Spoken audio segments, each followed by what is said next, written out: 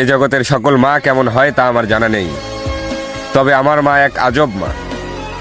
মোনাজাতে আমার দীর্ঘায়ু কামনা করে নিজের অসুস্থতার কথা বলতেই ভুলে যায়, অথচ নিজের শরীরের দিকে খেয়াল না করে চোখের পানি ফেলে আমার সুস্থতা কামনায়। এই মিথ্যের শহরে আমার মায়ের ভালোবাসা ব্যতীত যখন সকল কিছুতে ভেজাল মেশানো, তখনও আমার মায়ের ভালোবাসাই চিরন্তর সত্য। অতঃপর আমি খুঁজে দেখলাম এই সংশ্লিষ্ট বাংলা ভাষায় এমন কোনো বাক্য তৈরি হয় নাই যে বাক্য আমার মায়ের ভালোবাসা প্রকাশের সামর্থ্য রাখে। আমি এই বিশাল মহাকাশে এমন কোনো কিছুই খুঁজে পাইনি যার সাথে তুলনা করে বলবো তাকে আমি তার মতো ভালোবাসি।